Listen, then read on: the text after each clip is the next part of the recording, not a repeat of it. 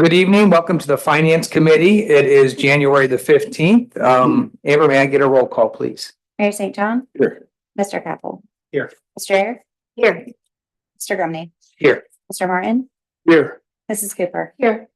Mr. Gross is absent. 6 present. We have quorum.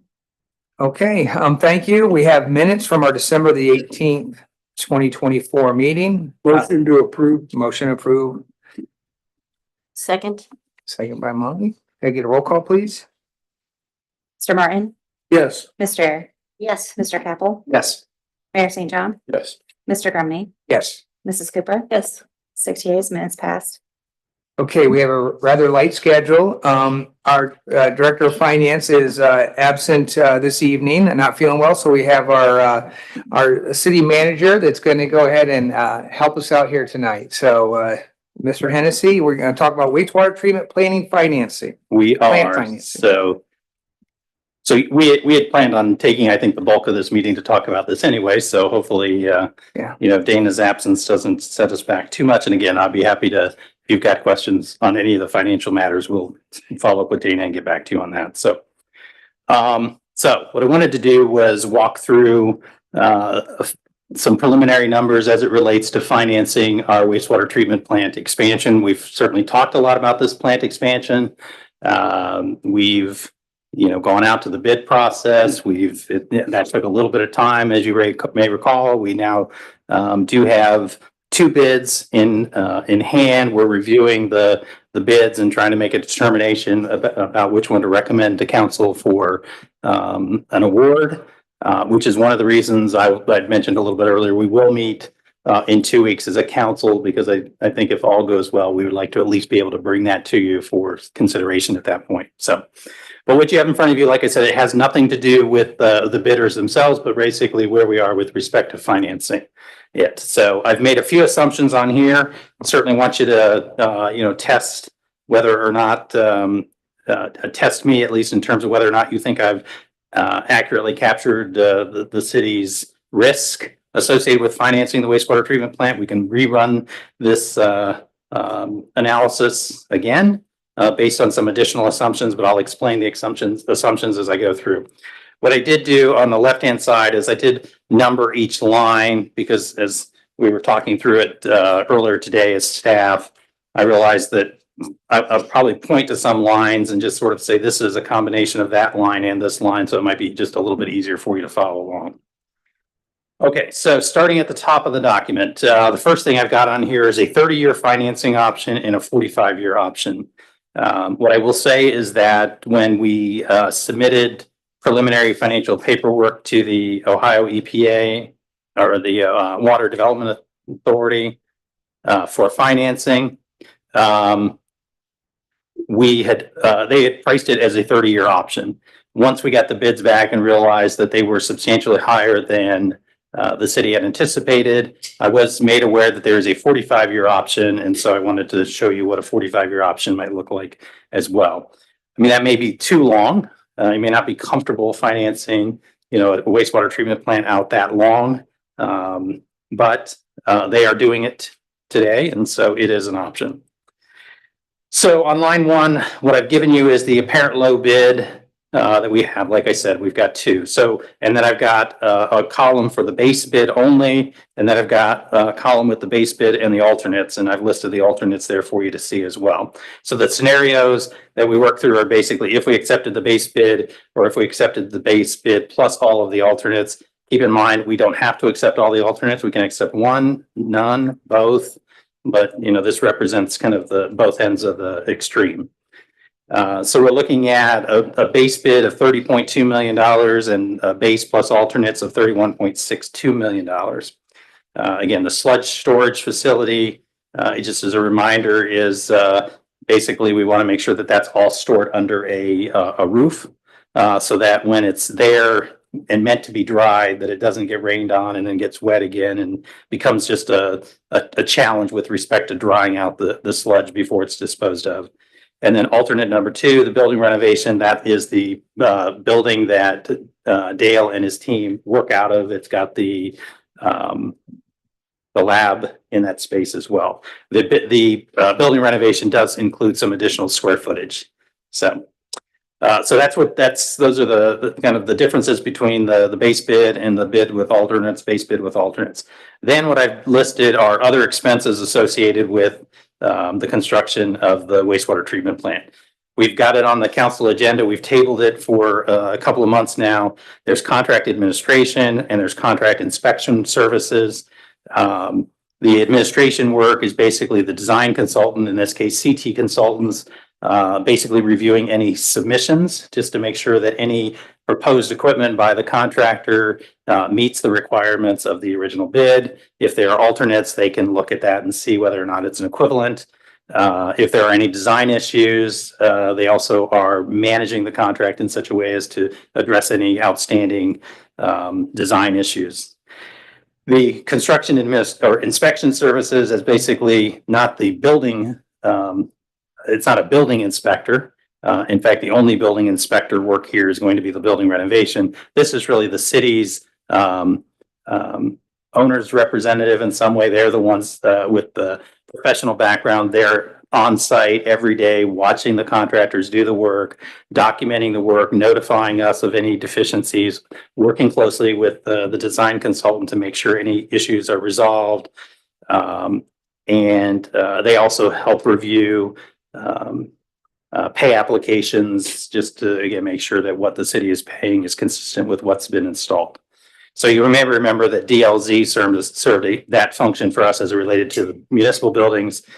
We have identified a different contractor for the purposes of this project that we'll talk about, I think, when we bring that forward at the next meeting. We did a quality-based selection process, and I have identified an inspector. What you see there are the amounts that they've quoted in terms of, I think both of them are a not to exceed contract. Is that not to exceed? They're both not to exceed. Okay, thank you. I should have put that note beside both of them. And then line 10, contingency. I did put in a contingency number of 5%. I don't know, that may be a little bit low, but I wanted to make sure that we were at least accounting for it in some way, shape, or form. So basically, if you continue to follow the spreadsheet down, this subtotal for construction and other includes the the cost of the construction itself plus those three items that I just listed. So now the range, the cost of the project looks somewhere between 32.6 million and 34 million, $34.1 million. Okay. But there are a couple of reductions that we can make from that. We did receive a water and wastewater infrastructure grant from the state. That's $2.314 million. So you see that there. And then I put in as a placeholder, we do have $6.5 million balance in the city's utility fund. If we were to draw some fund out of that to basically pay down so that we could reduce the borrowing, what I did is I looked at the debt service for the most expensive option, assumed if we had zero revenue coming in for a 3-year period, how much money would we need to keep in the utility fund, and that left us a balance of 2.3, and so that's the number that I put in here. But again, it's not magical, it's just the assumption that I made. So once you take those two components out, again, the range now is somewhere close to $28 million to $29.5 million.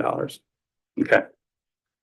So the highlighted item there, item 19, that's the annual debt service. It's estimated. We won't really know until we go through the financing option at the state level, but this is similar to the projections that they've been giving us all along in terms of preliminary estimates of debt service. So here, the debt service ranges from almost $1.4 million per year to just a little over $1 million per year. So 1 million if we went to a 45-year option and we did just the base bid, 1.4 million if we did base plus alternate and did the shorter term.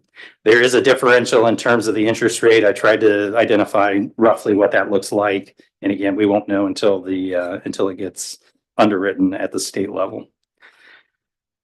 So the next thing in the spreadsheet that I've got then are projected cash flows. So if we've got a $1.4 million per year debt, what kind of cash do we have coming in to help cover that debt?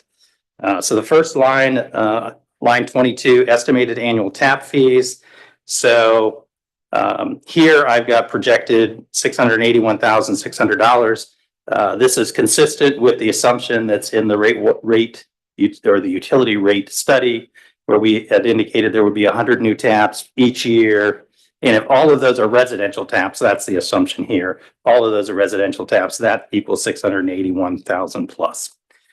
The other note that I've got out on the right-hand side is that 60% of the capacity is, quote, reserved for the west and north and residential and commercial growth. And again, estimated 100 taps per year. This is a number that I've put out there as a reserve based upon conversations with the engineer and CT consultants about, okay, we're going to add, whatever, 900,000 gallons per day in capacity. We've got to service a industrial operation to the east. We've got growth happening to the west, but we also have a Delaware County regional sewer that serves a portion of our western properties. So kind of after some discussion about which way they go, again, roughly 60% would go to service the the west side of Sunbury in the north. And 40% for the assumptions here goes to service what happens on the east side. Hey, Daryl, real quick question. That's 681.6. Is that so? That's an annual tap fee income coming in. Is that like per year for the next 30 years, or is that the assumption, or 40 years if needed?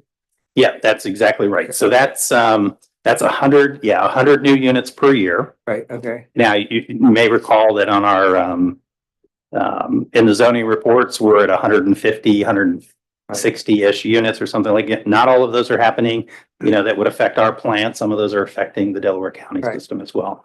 So yeah, I mean, the assumption here is that it continues at 100 new units each year for the duration of the loan. Mostly. I mean, we might run out of taps before we get to 45 years. Yeah. Because I think my assumption on taps is somewhere around 3,500 units. So I guess that would last us 35 years. That's a good question. The other note I would make here is that this amount is based on the current rate for the tap fee. One of the ordinances that we have on the council agenda has that increasing 3% each year. So I haven't built in the 3% increase each year, but so know that this is in some way maybe kind of the most conservative number.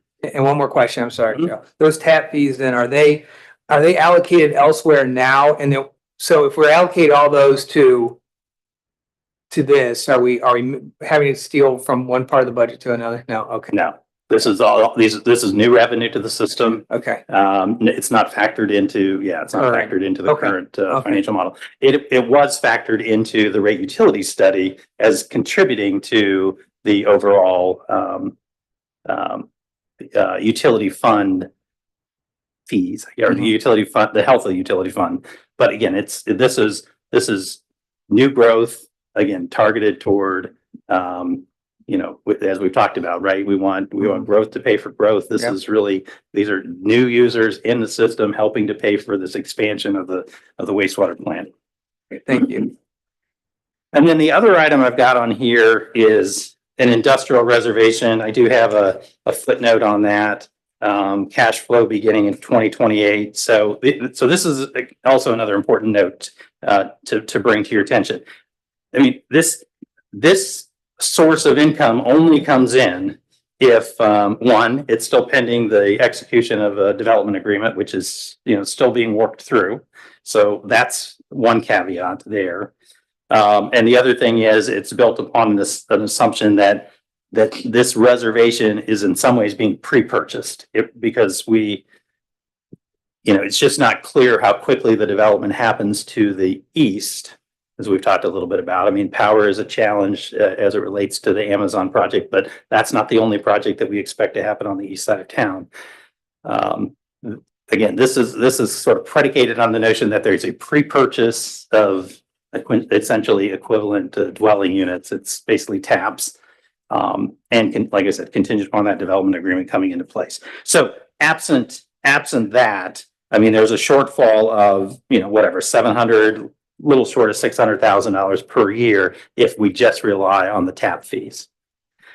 And then if you flip the page, the other source that we anticipate helping to pay for the wastewater treatment plant expansion are new community authority receipts. And I put a footnote on that one as well. What I've said is it's capped at 40% of the debt service based on the industrial allocation. So like I said, if 40% of the plant is dedicated to serve the east side of town, we can't charge 100% of the debt service to the east side. But we do feel like we could make an argument that they could contribute 40%. And so it's capped at 40% of the debt service. Now, that's also predicated on development happening on the east side of Sunbury, and it's, and when it happens and how much happens. What we do know is that, Amazon has committed to invest $2 billion in the city. Not all of that adds real property market value to that. They'll be putting in personal property as well. So what I did is on the right-hand side, just tried to note, okay, if we were to max out the NCA receipts, how much, new real property value do we have to have put in place on the east side? And it's roughly $155 million. I mean, and that's based on then a millage rate that would be charged to development that happens on that side of town. So again, this is an assumption that this helps to support it, but it doesn't support it on day one. There probably is going to be a little bit of a gap between that. That said, the next line down, line 28, cash flow subtotals, basically with all of those assumptions in place, the annual tap fees, the industrial reservation, and some portion of the NCA receipts, I mean, cash flows would be in the 1.9-ish million dollars. That's well above, the 1.4, 1.3, 1.4 million dollar annual debt service calculation for a 30-year term. So I've given you kind of the excess cash flow there. The other note I've got on the right-hand side is total cash flow is negative for years 1 through 3 until the industrial reservation and the NCA charges begin to be collected. And again, I don't know that they're 100%, but they start to come in. The 2.1 million means if we absolutely didn't have anything other than taps coming in, there's about a $700,000 shortfall, and that ends up being 2.1 million. Well, like I said, we're already holding back $4.2 million in the sewer fund to basically help, with the timing from a timing perspective. So the other thing I would note here, and I thought about this after I put the calculation together, is that the debt service for the wastewater treatment plant wouldn't come online until actually the project is completed, and that wouldn't be until 2027. So there really may not be a 3-year lag between an industrial reservation and the plant's completion. But again, assuming the worst case scenario, that's what I tried to do there. Okay, so that's sort of one level of analysis. And then in the box below, I tried to kind of show it in a different way, and for whatever this is worth. So I took the highest option for borrowing. If we borrowed almost $29,500,000, like I said, expands the plant from 1.125 million gallons to 2 million gallons. You can see the 875,000 additional gallons per day. Then what I started to think about was, okay, well, how many taps does that support? And again, if 60% of the plant goes west and north for residential and commercial development, 40% goes east for industrial taps. I mean, industrial taps vary in size, and it's a little harder to calculate just how much water they would use on their side. So what I did is I used an equivalent dwelling unit calculation, which is something that's common for a treatment plan. The other thing I would note is that when we went back and looked at the average usage per day of a household, it matches with the utility rate study, which is 150 gallons per day, or roughly 4,000 gallons per month. But for purposes of this, I assume maybe the new users that are coming on they actually use, let's say they use more water. Let's say they use a third more. So I basically did this calculation as if everybody was using 200 gallons per day, trying to be a little bit more conservative in terms of the number of taps that might be available. So that said, so 525,000 gallons going for residential, commercial development to the west and north. That's 2,600 taps. At today's rate, gives you roughly $18 million. The industrial tap, using the equivalent calculation that I just talked about, gives you just short of 12 million. So collectively, the total tap fees really are going to be very close to the amount of borrowing. Now that, borrowing's got interest costs associated with it as well. So what I don't have in here then is really the NCA charges, which there will be an NCA charge that comes to support this. That industrial reservation that I talked about earlier, again, that's basically pre-purchasing taps. So I'm not double counting that here. I'm just trying to show, if under the tap scenario and the NCA charge, kind of, do we feel comfortable, that we could borrow somewhere in the neighborhood of $30 million? It's a lot. I mean, I don't want to suggest that it's not. I think everybody here agrees that that's a bigger plant expansion than we had originally anticipated. It doesn't assume that we get any additional grant funding. We might be able to secure some additional grant funding to help pay for this. So anyway, so I just, thoughts, comments, questions? Start. On the alternate 1, alternate 2, I think it's very important we include alternate 2. I mean, this is a facility expansion for Dale and his team. I think more lab space, more office space. Yep. The building needs renovated, for sure. The sludge building, I know Daryl, you and I have spoken about this. $470,000 seems like a lot of money to pay for. I mean, if you've seen our sludge storage, building, I mean, it's a metal shelter. Yep. More or less. It doesn't even have walls, does it? It does not. Yeah. So I think we scrubbed that right away. So that 45 years seems extremely excessive. I mean, based on growth rates, what we're selling taps at, I don't think it's responsible to, 10 councils from now for them to say, you know what, we're still paying that $1 million. That's going to be chump change long term, but it's not now. So let's get down to brass tacks. A couple things. I think your approach was very sound. I think this is an extremely conservative view. I mean, first and foremost, tap fees being flat. Right. That's not going to happen. The thing about utility rates is, our capacity fees in particular, that's going to be, if we're taking this on, when we go and do another rate study, it's taking into consideration the actual debt that we've incurred and forecasting that out. And maybe a 3% increase in tap fee is more like a 3.5 or a 4.5 or maybe a bigger hit initially. And it's not a hit on existing property owners, existing payers into the system. It's, I hate to say this because I know this is on record, but similar to an impact fee. I mean, you're not trying to, this expansion was not caused by the existing residents. I mean, it's based on demand of the system, and that's why we're expanding the system. So tap fees in particular. Yep.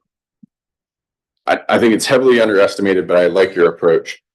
I did have just one question on the NCA revenues. Those aren't predetermined yet. You're more or less saying, right. Yeah. And even the NCA revenues, I mean, 155 million in real property market valuation. I mean, that's low. Right. I mean, it's a very conservative estimate. I know what you're doing here in terms of giving us a scenario, but if you think, I mean, that's maybe in AWS terms, that's what, like a 20-acre parcel or something, a 30-acre parcel in terms of revenue from the NCA. I just wanted to call out the NCA. For this group, those revenues are heavily dependent on what is built on the east side, what is approved.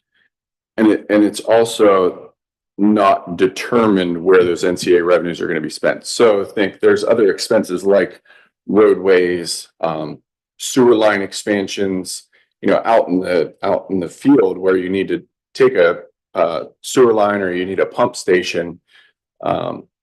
Typically we've never used NCA revenues to pay for sewer debt, but I think Mr. Annecy is giving us a good picture. There's other sources of revenue that will be able to be pulled from. So anyways, to jump to the end, at least my perspective, I forgot one item. We talked about value engineering. Yes. So yep. that's not represented in this model either. What that means is, as we get throughout the project, there's going to be real dialogue between the city and the contractor and the engineer about, okay, you know what, we overestimated what this is going to cost. Now it's not going to cost this much. And we can kind of trim it along the way, to some degree. So I think you're giving us a worst case scenario. That's a very responsible way to provide, the purse of the city with our lens. But No, you're absolutely right. I I mean, think the 30-year with alternate 2 only, with the assumption that we're going to see capacity fee increases over time, makes this a sound approach. I know $1.3 million or whatever it ends up being as a payment seems intimidating, but to your point, it's a lagging measure. It's not going to come into effect right away. Based on our growth trends, our sewer balances are going to continue to grow. The 6 million that you see in the bank today is going to be 8 million, Right. 9 million in 3 years. And we can do this. Does this, do your estimates and your program and all of this include the agreement we have with Delaware County to provide sewer west of 71? And us to provide sewer outside the city east of 71? That is included in this discussion. It is, right. Okay. So like I said, the city's growing faster than the number I'm showing here. Right. Because the city sewer system doesn't provide service to every Right. resident. Yeah. Yeah, as you know. So west of Galena Road is served by Delaware County Regional Sewer. I think most of you know that, but just actually want to make sure you know that too. So, that is accounted Thank you. for here. Yep. Yeah, I think, Mayor, I think you're saying what I would say, and that is, it seems high. I don't doubt that. It makes me a little nervous, but I also realize that, after you go through it, I think it can feel confident that, the scenario is conservative. 2, the expansion is needed. And 3, that, this is not out of line, I guess, for the size that we're building, the capacity that's going to generate, the opportunities. Yeah, actually, another way, it's kind of a static analysis. It really doesn't, who knows what the opportunities are that aren't accounted for in this thing at the moment. There's clearly not much in here accounted for with respect to the development on the east side. We anticipate that to be a pretty robust development. And it really, again, it just has the bare minimum activity going on over there. So, And you don't want to go through this and then have to come back in 5 years and start all over again. Yeah, You want it to be far enough out that it's worth the effort and the energy. that's actually exactly where I was going. 2 years ago, we approved to take this approach. I mean, it's definitely a big bang approach. We initially looked at doing phase 1, 2, 3. Thank goodness we didn't do it that way, because to go through like the different financing, year after year, you're going to end up getting slayed on the rates, as the kids say. Yeah. But like any expansion beyond this one is going to be dramatically different and dramatically less proportionately based on the amount that we're increasing. And all I mean is this: use round numbers. We're going from 1 to 2, right? We're biting off 60% of the cost that it would take to go from 2 to 4. Because we're doing the tertiary filters, we're doing I forget the extra stuff, right? The clarifiers. I mean, we're doing a lot of the upsizing on the front end to allow it to scale year over year. Yeah. And in 15 years, they want to go, future city councils want to go from 2 to 3. It's not going to be $30 million, not in today's dollars. It may be $30 million, but in today's dollars, it may be 10. To go from 3 to 4 in today's dollars, it may be, 8. So I think it's a wise investment at this point. Totally agree. I totally agree with everything. And these are solid numbers, really, because they are conservative. And we don't know what can be in the future. So, and I do think that was a smart approach. And I feel really good about those numbers that you presented. As far as the 45-year versus the 30-year, And I agree with you too, 45 years is why saddle the council with, but there might not be a penalty for early payoff. So that might be something to look at. If we keep our payments low, maybe we could pay it off in 32, 35 years. But there's no doubt there will be so much more growth in 45 years. We definitely need this. It's not only growth though, while we're doing this, that plant definitely needs some repairs. Really, it's not just because of growth. So, which brings me to the sludge building. 470 for a no wall building similar to what's out there. That does seem like a lot of money for that. But with all this growth, I think you're gonna have more sludge. Maybe you get a different estimate on that. Maybe you add on to that building. Maybe you ask Mr. Wampler. Yeah, that's what we've done. So I think what we're saying is, I mean, this year, we could go out and do this ourselves. When I say ourselves, hire somebody to do it for $150,000 outside of the 470. And I've got a builder who does those. Okay. I got a guy. That's great. Yeah. On the early payoff, I know some of our debt now, Mhm. and Dana and you will confirm this, but we can't pay off early. Some of the sewer debt Right. that we have, like if we wanted to take it and pay it off, there's like they make us pay those payments Okay. year over year. And you can't overpay. So if you have excess, you either pivot it into the next year in case you have a shortfall or Yeah, route it somewhere else. truthfully, I don't know why the state does it this way, but I mean, there's some financial. Yeah, I strategy. feel like when we went through the rate study, we did uncover one of our debts is at a 4% interest rate. I think we did inquire as to whether or not we could either refinance or pay that off early. And I'll check with Dana to see if she got any additional feedback on that. But I mean, that may have been explored before, and then for the reason I think the mayor's indicating could not be done. The 45 million, by the way, is $8 million more over time. So, I mean, that's a big chunk of the total cost. Mhm. I agree. Great. The other thing that's as you were talking a little bit about kind of the built-in capacity for supporting future growth.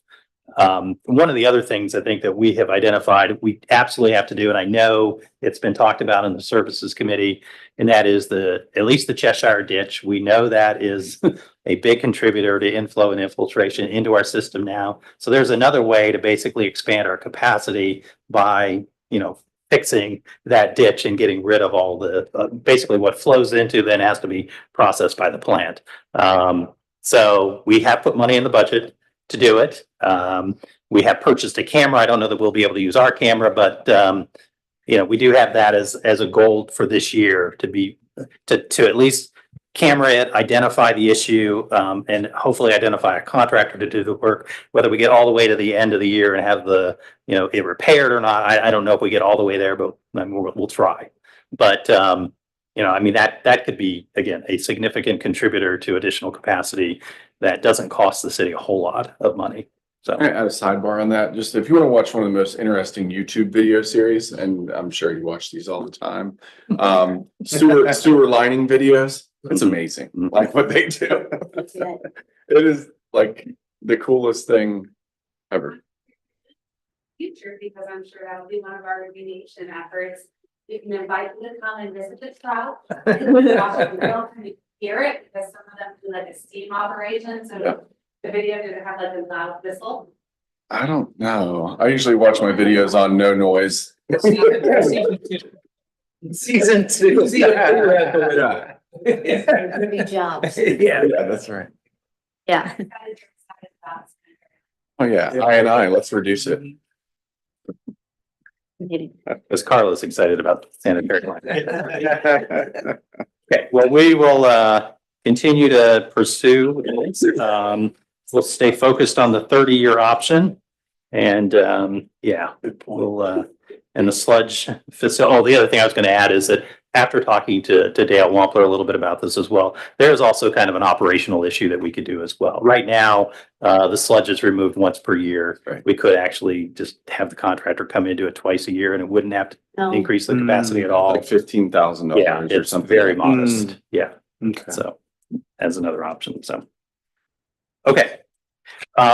So somewhat related, I will say we do have on the agenda then for this evening, the second reading for I think it's the second reading for the utility rates increase, the user fee increase, 3.5% to kind of the user fee, sanitary sewer fee.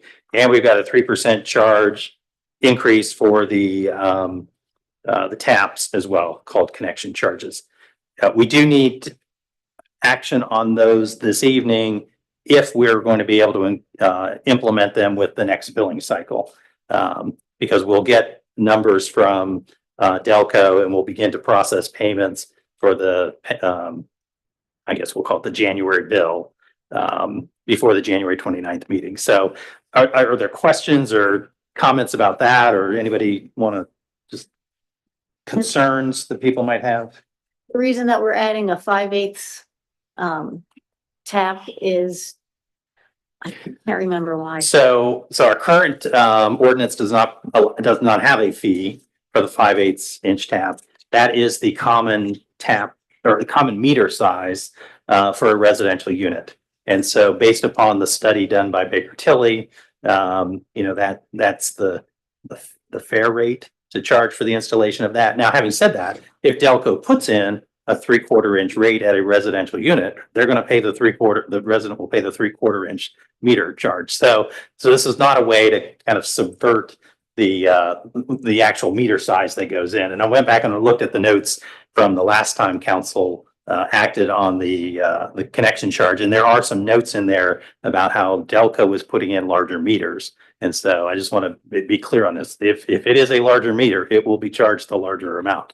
But of the total number of meters that we have in the city, just short of, I think, 2,900, almost over 2,000 of them are 5/8 inch meters. So that's the common meter size. Who decides? Is that the contractor when they're building, or is it?